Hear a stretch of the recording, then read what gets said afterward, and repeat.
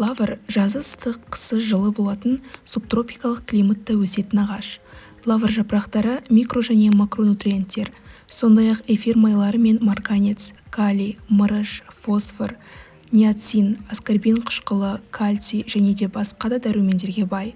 Бір ғана лавр жапырағында осыншама дәрумендер бар екеніне оның қарапайым дәмдеуіш ғана емес, ағзаға пайдасы орасан зор, құнды өнім екенін аңғаруға болады. Сондықтан лавр жапырақтарының халық емінде кеңінен қолданылуы бекер емес. Оны қайнатуға, тұндыруға, шайға қосуға немесе тіпті жай ғана шайнауға болады. Ал енді оның қандай пайдасы бар? Өзіңізге зиян келтірмей лавр жапырақтарын емдік мақсатта қалай пайдалануға болады? Және оны күнделікті шайнап жесеңіз қандай өзгерістерге алып келеді? Бүгінгі бейнеде осы сұрақтарға жауап береміз. Ең әуелі лавр жапырағының негізгі қасиеттерін қарастырайық. Лавр жапырақтары тыныштандыратын қасиетке ие. Бұл жүйке жүйесін қалыпты келтіреді, стрессті оңай жеңуге көмектеседі. Егер сізді ұйқысыздық мазаласа, дәрілерді емес, лавр жапырағын қайнатып, шай ретінде ішіп көріңіз. Үстіне корицаны, яғни даршынды қоссаңыз да болады. Немесе шайдың орнына ұйықтамас бұрын лавр жапырақтарының жартысын шайнасаңыз, 1 сағаттан кейін ұйқы келе бастайды.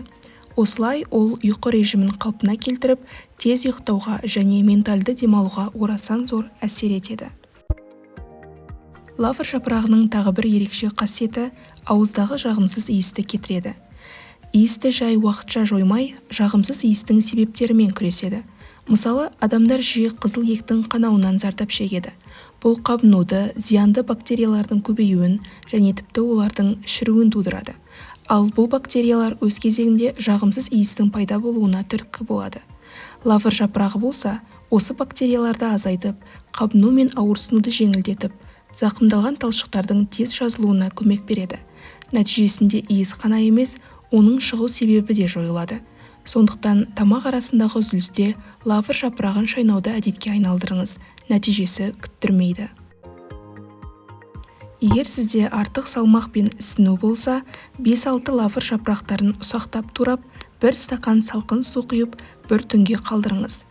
Таңертең лавр суын 15 минуттай қайнатып, қайнатпаны күніне 3 рет ішіңіз.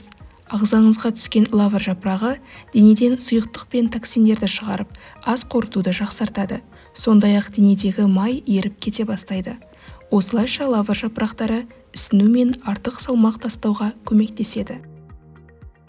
Сонымен қатар лавр созылмалы бронхит және ОРВИ сияқты ауруларды емдейді. Құрамындағы эфир майларының көптігіне байланысты жөтелге жақсы көмектеседі. Қақырықты кетіреді және қабыну процестерін әлсіретеді. Лавр ас қорыту жүйесінің жұмысын, метаболизмді жақсартады. Бұл планетадағы барлық дерлік адамдар асқазанның бұзылуынан зардап шегеді. Бақытымызға орай, лавр жапырақтары ас қорыту процестерін тездетіп, асқазан сөліне және ішек қозғалыштығына әсер етеді. Нәтижесінде тамақ оңай қорытылады, ал пайдалы заттар тез сіңіріледі. Тағы бір лаврдың сиқыры тері ауруларының алдын алып, сыртқы келбеттің жас көрінуіне ықпал етуінде. Физикалық немесе психикалық күйзеліске ұшырағанда лавр жапырақтарын ішсеңіз, ол көңіл күйдің өзгеруіне, ашуланшақты жеңуге оң әсерін береді.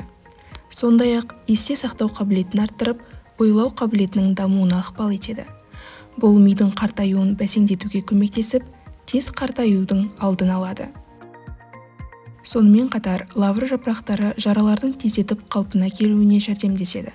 Қанттағы қанттың қалыпты деңгейін сақтайды. Жасушалардың қатерлі мутациясын болдырмайды. Асқазан шырышты қабығын зақымданудан қорғайды. Қабыну процестерін әлсіретіп, буындардағы ауырсынуды жеңуге көмектеседі.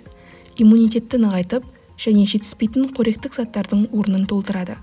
Бұл әсіресе темір жетіспейтін адамдарға таптырмайтын өнім. 100 грамм лавр жапырағында 43 миллиграмм темір бар. Бұл тәуліктік нормадан 239%-ға асады. Темірден бөлек зат алмасуды жақсартатын марганец пен В6 дәрумендері де лавр жапырақтарында өте көп. Енді ең қызықтысына көшейік. Лавр жапырағын қалай дұрыс шайнауға болады? Қарапайым болып көрінгенімен бірнеше ережелерді сақтау керек. Ең бірінші, күніне 1 жапырақтан артық шайнауға болмайды. Есіңізде болсын, лавр құрамында көп мөлшерде эфир майлары мен басқа заттар бар. Олар шамадан тыс тұтынылған кезде сіздің денсаулығыңызға зиян тигізуі мүмкін. Екінші, жапырақтарды жеуге болмайды. Шайнау қажет. Осылайша пайдалы заттар жапырақтан бөлініп, сілекеймен бірге сіздің денеңізге енеді. Ал егер жапырақтарды да жұтып жіберетін болсаңыз, өңештің немесе асқазанның шырышты қабығына жабысып тұрып қалу қаупі бар.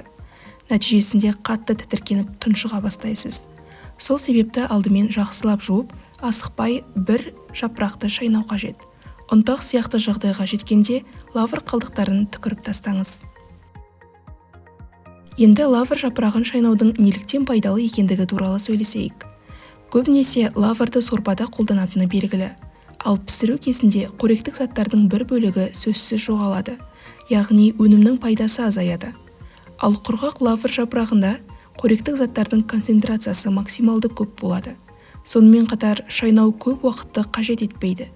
Күнделікті лавр жапырағын шайнау арқылы біз метаболизмді жеделдетіп, артық салмақпен күресіп қана қоймай, бүйректе тастардың пайда болуына кедергі жасаймыз.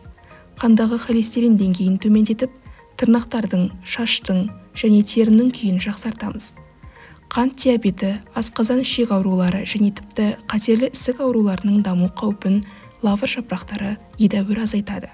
Лавр жапырақтарын шайнау сияқты қарапайым әрекет денсаулықты едәуір жақсарталады, бірақ жоғарыда айтып кеткен ережелерді сақтағанда ғана.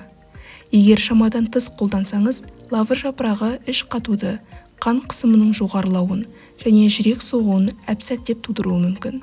Сонымен қатар лавр жапырағын емдік мақсатта қолданудан жүкті әйелдер мен жас балалар аулақ болғаны абзал. Міне, бүгін лаврдың денсаулыққа пайдасы мен оны қалай тұтыну керегі жайлы ақпараттармен бөлістік. Пайдалы болса, пікір жазып, достарыңызбен бөлісіп, қазақ тілді арнаны қолдап кетіңіздер.